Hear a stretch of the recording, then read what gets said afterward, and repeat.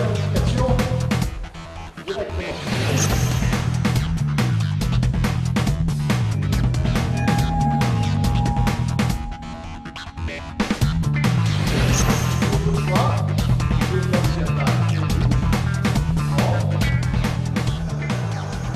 Alors l'idée du stage, c'est un stage multidiscipline, c'est un stage axé sur le Jeet Kune Do, mais où on va retrouver de la boxe thaïlandaise, on va retrouver des techniques de shoot wrestling ou bien des techniques de boxe anglaise. Et l'idée, c'est de se servir de ces arts martiaux pour pouvoir construire son arsenal et après plus tard s'exprimer soi-même honnêtement, comme dit le fondateur, en Jeet Kune Do. Donc c'est un groupe que je suis depuis longtemps, donc on fait des exercices un peu plus poussés, un peu plus spécifiques et ça se passe très bien. On revient. Bon. Et celui-ci, les gars, il est comme ceci. Avec ton poing.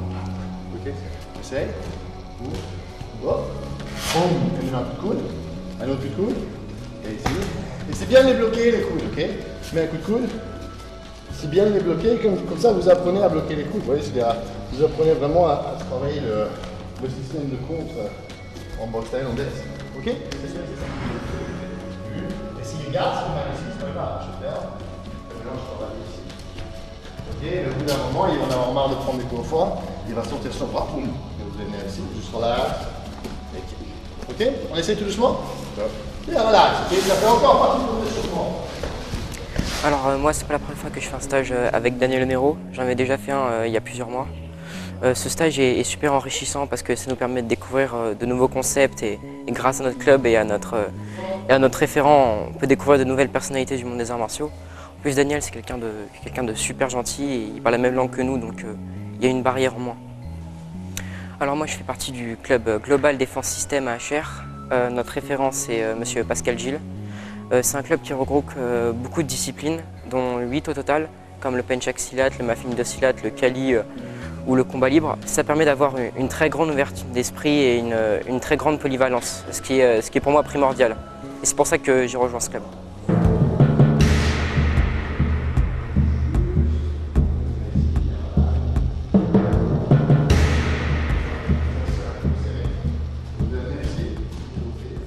Alors je me présente, je m'appelle Daniel Onero, je pratique les arts martiaux depuis plus ou moins 25-26 ans maintenant.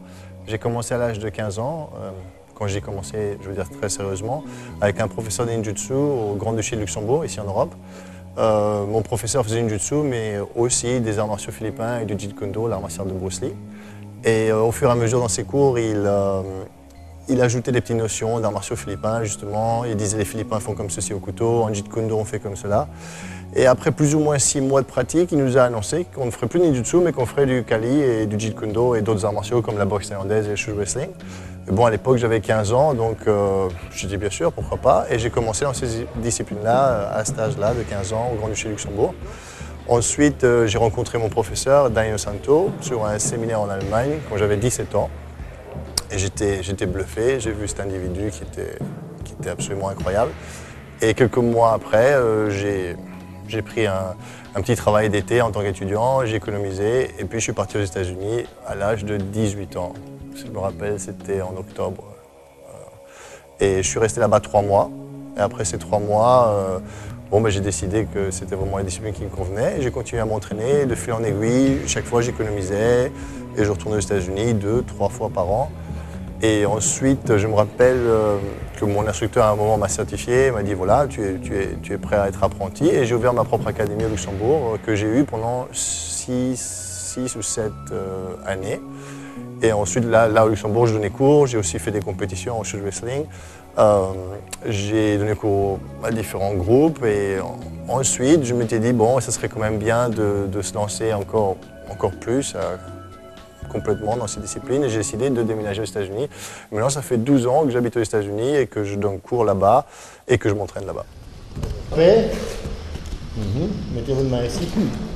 Venez ici. Premier, c'est un choke. Si vous voulez, vous pouvez faire ce qu'on appelle un neck cramp. Deuxième, il attrape, il est super serré. Et normalement, je m'en fous, je continue à avancer. Okay? Maintenant, faites quelque chose. Ok? Alors moi de mon côté, ça fait 6 mois que je suis au GDS, donc je pratique AHR avec Pascal Gilles. Donc aujourd'hui, on est là pour assister à 2 jours de stage avec Daniel Onero. Et c'est pour dire que finalement c'est quelqu'un de génial, qui est super accessible, même que le stage est accessible à tous et à toutes. La preuve, c'est que je suis débutante, je suis une fille et que ça se passe vraiment super bien. C'est quelqu'un qui est génial, qui est impressionnant au niveau technique et je ne peux que le recommander. Maintenant, on va être hors distance, ok? Et on va faire ce qu'on appelle bridging the gap. Il va apprendre à rentrer et à sortir. Il va avancer avec un double jab. Boum, boum, une droite, jeu de son choix. Une droite et double jab en reculant. Boum, boum. Juste au cas où je veux revenir. Ok, alors pour master technique, aujourd'hui, la technique que j'ai choisie, c'est une technique main nue contre couteau. Alors regardez, il y a différentes notions de distance, ok? Et donc si Franck est un peu plus éloigné et qu'il essaie de me donner un coup de couteau, peut-être que je peux me servir de cette main-ci. Okay. Mais s'il est un peu plus proche et qu'il envoie un coup de couteau, des fois, cette main risque d'être en retard. Et du coup, vous allez vous retrouver dans ce genre de situation, ou même à l'intérieur, d'être en retard ici. Alors, on privilégie la main opposée, cette-ci. Du coup, on vient comme ceci, n'est-ce pas? Donc, encore une fois, doucement. Donc, s'il est à distance un peu plus éloigné, c'est OK de venir avec cette main et de bloquer. Mais s'il est un peu plus proche et on sent que l'attaque est un peu rapide, encore une fois, boum, encore une fois, des fois, il faut employer la main opposée. Maintenant, regardez, ce qui est intéressant, c'est que si je ramène sa main à 6h, 18h ici, toutes ces options ici sont éliminées. Elles ne sont plus là, elles ne sont plus disponibles. Il peut reculer et on recommence. Mais sinon, si au niveau de l'attaque, s'il veut continuer, il est obligé de passer par ce secteur-ci. Du coup, pour moi, ça limite ses options et ça me donne moins d'inconnus. Alors encore une fois, tout doucement, donc quand il arrive, je vais essayer de l'amener ici à 18h. Maintenant, si Franck continue à vouloir pénétrer vers ma gorge, ce que je vais faire ici, ok, c'est de l'anesthésier, ok, de frapper le membre et ensuite peut-être de passer aux yeux. Ensuite, vous allez saisir le pouce par ici. C'est très important de saisir le pouce. Regardez, si je saisis le pouce de l'individu, il a que ses 4 doigts pour tenir. Essaye de tenir le plus fort que tu peux, regardez. Donc du coup, il y a beaucoup moins de force quand le pouce n'est pas engagé. Alors, encore une fois, tout doucement, si on part ici et que j'anesthésie, j'essaie de partir aux yeux, je me saisis du pouce. Et je vais venir ici. Maintenant, regardez, je vais le tirer vers moi avec le poids de mon corps et laisser la lame rentrer. Ça, c'est dans un cas de figure où vous voulez vraiment régler la confrontation de cette manière. Ou sinon, vous pouvez aussi juste le désarmer sur son corps. Vous voyez ce que je fais? Je vais vous le remontrer dans l'autre sens. Donc, tout doucement, positionne-toi ici. Donc, si on est ici et qu'il attaque, je l'anesthésie, je viens ici, je le tire. Et regardez maintenant, le désarmement va être sur l'arrière de son corps. J'essaie de saisir son bras. Vous voyez une luxation. Maintenant, regardez. Mon pouce va aller dans l'œil, vous pouvez enchaîner ici. Il y a une luxation, une luxation, une luxation, un coup de coude et vous allez essayer de le contrôler ici, de le maîtriser. S'il y a d'autres personnes, s'il y a un autre adversaire, vous pouvez bien sûr l'amener au sol. Et si c'est une situation vraiment... Okay. Donc je vais vous la montrer encore une fois tout doucement. Donc on a dit, si l'attaque et la situation est proche, des fois, c'est mieux de se servir de ce bras. Des fois aussi, vous pouvez essayer d'attaquer au visage d'abord. Maintenant, anesthésiez-le, venez ici au visage, tirez-le vers vous, finissez ici ou désarmez, c'est plus humain. Ensuite, vous allez venir ici, frapper ici et 1, 2. Ça, ce sont une luxation, 2 luxations, 3 luxations. Ce ne sont pas des clés, on ne s'attend pas à ce qu'il frappe, mais on essaie d'enlever un peu les outils qu'il a et de le mettre ici et de le contrôler. Maintenant, à partir d'ici, comme je l'ai dit, vous allez devoir regarder et juger la situation. S'il y a une autre personne à couteau, maintenant, Franck, ou mon adversaire est devenu un bouclier. Une forme de bouclier, je peux m'en servir pour me protéger.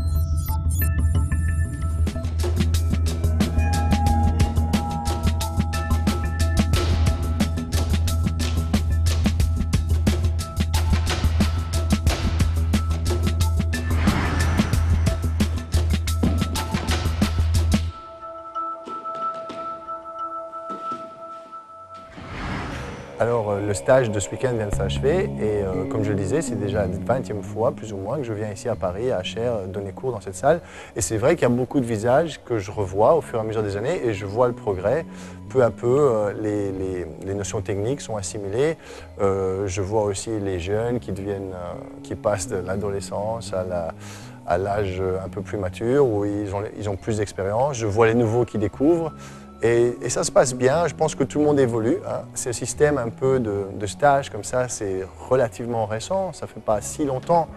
Peut-être on peut parler des 20, 30, 40 dernières années. Avant ça, ça ne se faisait pas tant que ça, ces stages. Mais on voit que c'est une méthode qui marche. Il y a moyen d'avoir un suivi avec les élèves, qu'on crée un contact, une connexion à l'étranger et aussi chez nous quand ils viennent nous rendre visite. Donc c'est quelque chose encore de nouveau très positif et je vois à la fin des cours aussi, il y a des questions qui se posent, il y a un intérêt qui est suscité, les questions qu'ils posent sont beaucoup plus pertinentes, beaucoup plus à propos. Et donc je pense que voilà, il y a une continuité et de nos jours, on n'est pas forcément obligé d'être sur le tatami à Los Angeles pour apprendre un art de façon très valable et efficace.